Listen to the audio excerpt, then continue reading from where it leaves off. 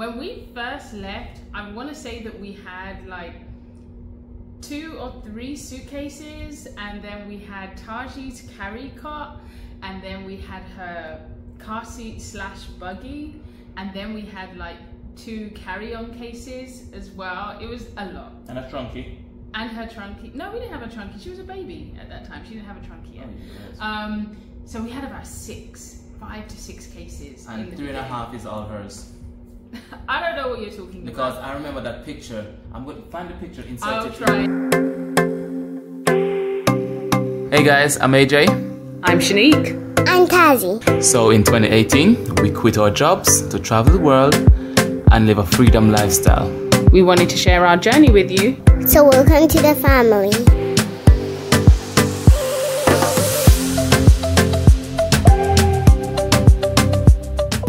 Hey guys, welcome back. It's Shanique. And it's AJ. From FroFamilyTravels. And today, babe, I wanted to talk about mistakes that we have made in the last 5 years of our digital nomad journey. Okay. Too many. Alright, cool, I'm game. Too many. I've got 5 down. You say a lot. I'm like, how many mistakes do you think we've made? But I've got 5 core mistakes I think we've made, and if we had our time over again, maybe we'd do these things differently. Okay, I see what you mean. I mean, I think we are both quite sensible and logical people, and our backgrounds makes it that we don't really make silly mistakes. Yeah, I think so. I'm more vigilant as well, so alright, let's go.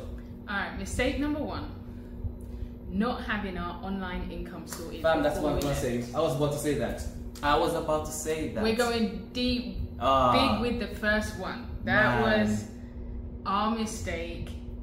We should have sorted our income out before we left the UK. Yeah, we had savings. We had savings, and we spent most of what that got us through about 8-9 months. Yeah, about that. Almost. But I was very mindful of that before we left. So the first thing I did was I went to study English. Yeah, no, don't get it twisted. Like, we started working on it immediately. So did I.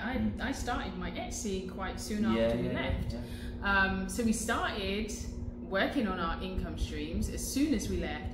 But I mean, we should have had it established. But no, I agree 100%. That is my top. That's the number one. All right, easy. Right. Yeah.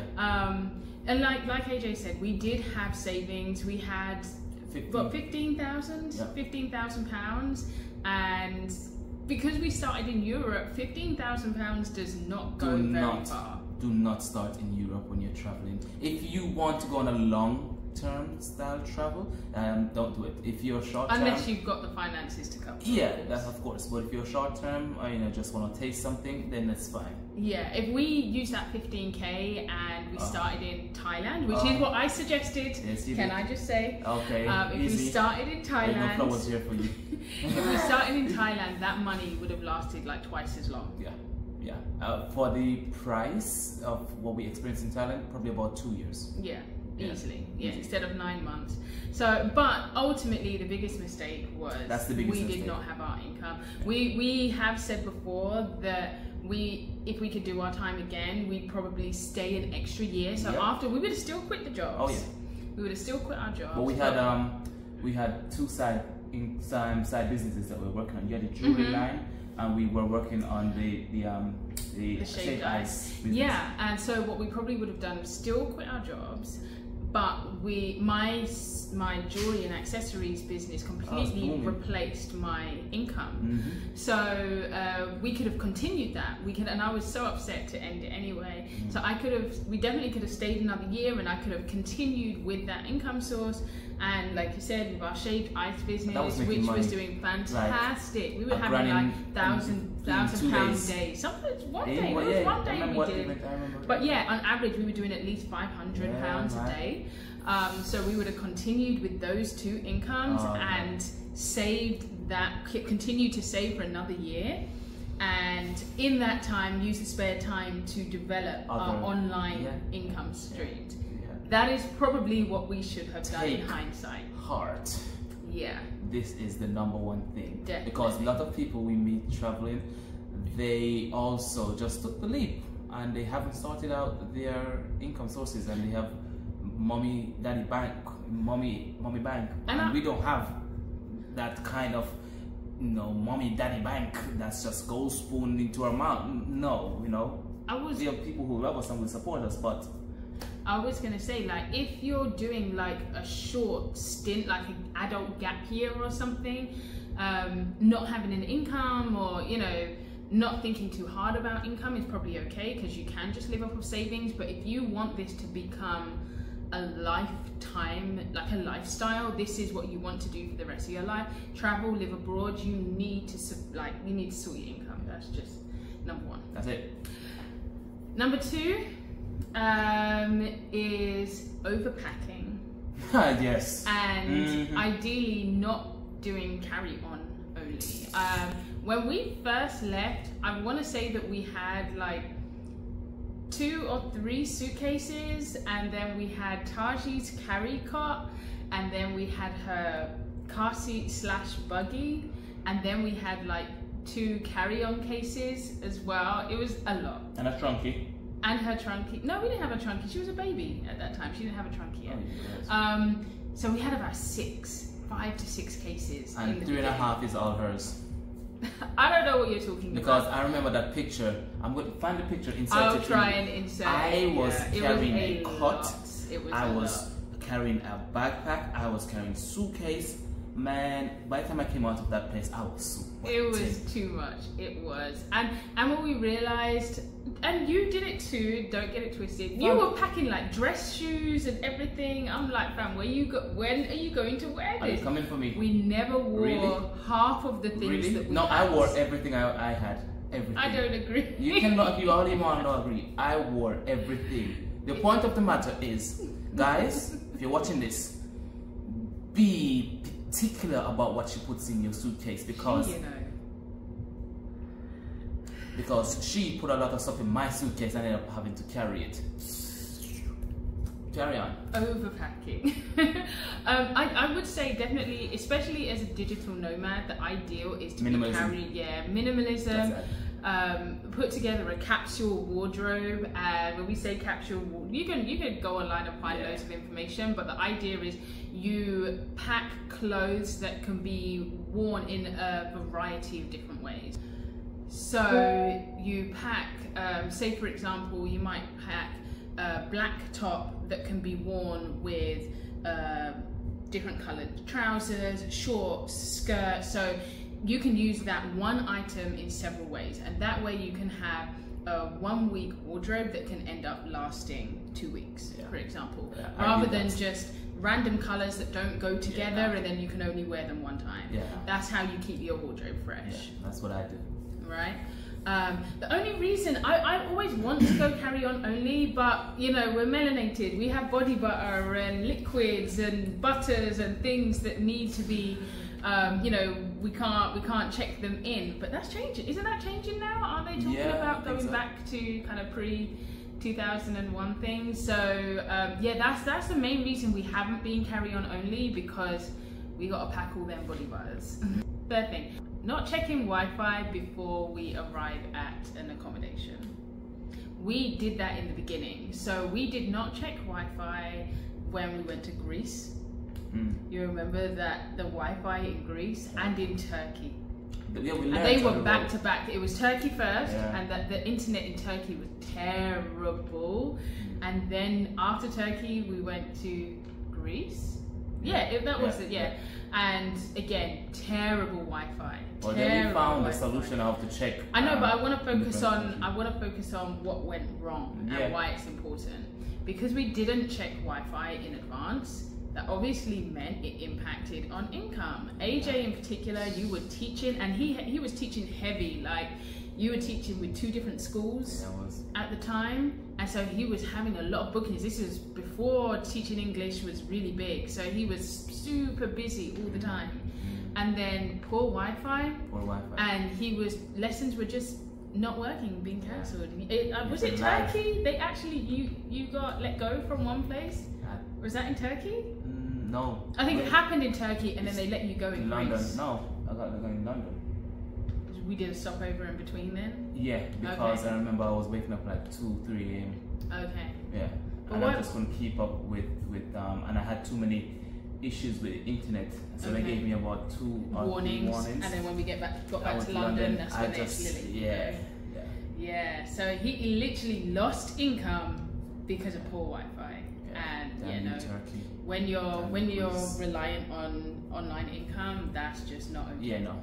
So after that, we learned very, very quickly, and so now every time we check the Wi-Fi in advance, we do this either by contacting the host and asking them to run a speed test in their accommodation and send us the results.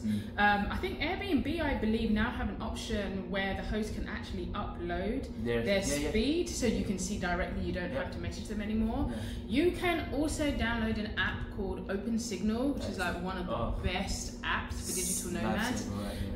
I'll insert a little video so you can see, and what you can do is you can put in any street name anywhere around the world, and it will go down to street level. It will tell you what the Wi-Fi is like, because even if you go on, say, a Nomad list and get an average Wi-Fi speed, what the Wi-Fi is like on one street can be significantly different to the next street.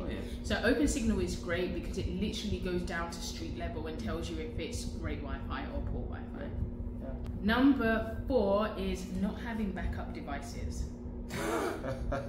Laptops, iPads, phones, and charging cables, all and the plugs. You need backups of everything. You need that. You do. If you're working online and reliant on devices, because one of the things they have to make, and a converter, an adapter, a electrical converter, whereby, because some countries have different voltage power, so you have to convert it so it doesn't really damage your device. It might not damage it instantly, but over time, because of the difference in voltages for different countries and how certain equipments are made, they're made to adhere to certain voltages. So you have to have a converter to make sure it matches and its level, so it doesn't drain and damage your device. And you're not gonna know it's doing that.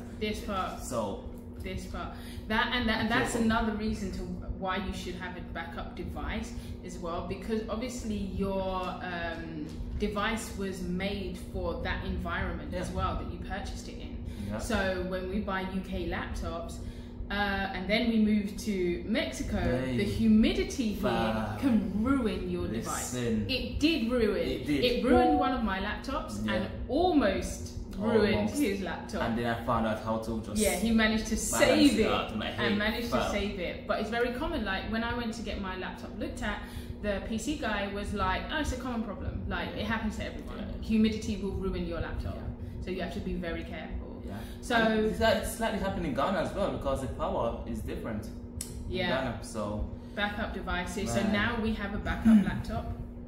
And also it's remembering that in different countries, especially if you like travel to like non-Western countries, if you do need to get a new device, it's usually like at least a third, sometimes if not more, it's more cost effective, double the price to buy it abroad. But you have to check, one of the keys is check how many countries they'll give a warranty to, so the coverage of the warranty.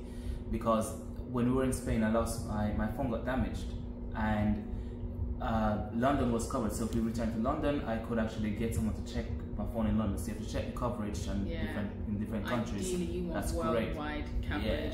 We did but have that with some. I think with our laptops with Lenovo, they did offer. Lenovo does. We were actually back in London when we needed it looked at, and they did. But we were preparing to fly, and they did say, "Oh, which country are you going to?" Because we may be able to pick it up from that next country. So ideally, you want to have a device that does have worldwide coverage. The bigger name companies, they tend to have that. But I remember it was Xiaomi that with the phone. I love that phone, but they didn't have the worldwide. UK. Because it's in Spain, wasn't it? So definitely backups. Now we have a backup laptop. I just got a new phone, so my old phone now acts as our backup phone. But you definitely need to have backup devices and chargers and adapters, wires, and all the things. Yeah, you need a little bag. Literally. Yes, we do have one. Yeah. And number 5 I have is neglecting work-life balance. That's me all over. He can tell you a thing or two. Oh goodness, I fix so many things. Honestly, that's why you need to get your money sorted, because Yes. We left to pursue a dream life, and how my mind works is, if I have the money coming in, then everything's all right, but I'm working all the hours of the day and I'm not really enjoying, experiencing, living the life that we created from our minds. So yes, work-life balance is important. You need to get out. I remember Turkey, I didn't want to leave the house. I know, because you're always focused on money and securing the income. I'm focused on establishing ourselves. Yeah, and we didn't do that. Obviously, as we said, we didn't do that before. So, and it's remembering, when you choose to go self-employed, in particular, it's all on you. 24. Everything is on you. It's 27/7. There's no 24/7. There's no holiday pay. There's no sick pay, which we learned very harsh lesson about. There's no time off. maternity pay. There's no days off. Yeah. Exactly. So, you know, it's so interesting, because we talk about, oh, you know, we're moving abroad to pursue this lifestyle and we're going to do all the things and have all the adventures, but the reality is you can end up working far more than you did in your whole life. I do work far more than I did when I was working. Because we used to switch off. We used to switch off. off. When you're 9 to 5, you can switch off. That was it, and we were very insistent. As soon as we left, we both worked in education. As soon as we left school, you cannot reach me. Unless you're going to want to pay me more money. No, you cannot reach me. I will see you Tuesday next week. Yeah. I'm not responding. I remember they trying to stop me. Oh, we have something coming on. Can you set up the devices? But did you book it in? Alright, peace, I'm out. Find somebody else. That doesn't happen when you're self-employed. No. I mean, well, it can happen, and it absolutely should happen. The reality is, when you're solely responsible, it's so hard to switch off. Well, it's so much harder to switch off. It doesn't happen because entrepreneurs aren't as respected, because they're seen as a threat to the system. So people don't respect, especially like when you're working with a freelancer, they don't respect your time. Yeah, but you got to set the boundaries. You have to set your boundaries, but guess what? Until you establish yourself to a point where you have that exactly, until you really establish yourself, your boundaries have to become more flexible in order to get to the place of establishment. Simple as that. Yeah, it's hard. That is rock and hard place. We have not found balance. We have not, to be honest. We're definitely still a work in progress. With that, yeah, it is what it is. I don't know, but I don't know what the solution. I do partly know what the solution is. The solution Number is one. Passive income. Exactly. Sort your income. Sort your money out, fam. That is passive income all the way. More than enough than you need to for your lifestyle. Is the ideal solution. That's what we're all working towards, right? Yeah. But yeah, I think those are our top 5 mistakes that we have made in the last 5 years. So as you can see, it wasn't silly mistakes. You know, one, we should have sorted it out. But you know, when you literally have had enough of a system, desperation times. You go, and we literally said, we knew it as well. We're just gonna go and see what happens. Yeah. No regret. Like, don't get it twisted. Even with all these mistakes, like I don't have any regrets. If there was no other options, I'll do it again the same way too. Honestly. But I've grown. We've reflected. Hindsight is a great teacher. And we don't want you guys to have to experience some of the things that we've experienced. Exactly. So we want to say to you, and that too. So, you know, some mistakes, like, you can make if it's just you by yourself, or, you know, it's just 2 adults. But when you got kids, we got to be a little bit more responsible. A little bit more responsible. A little bit. Just a little bit. Adulting going on. Yeah. But guys, that's it. That's our 5 mistakes. So let us know, if you're a digital nomad, you've moved abroad, what kind of mistakes have you made on your journey? Is there anything you think we left out? But thanks for joining us, and we look forward to seeing you in the next one.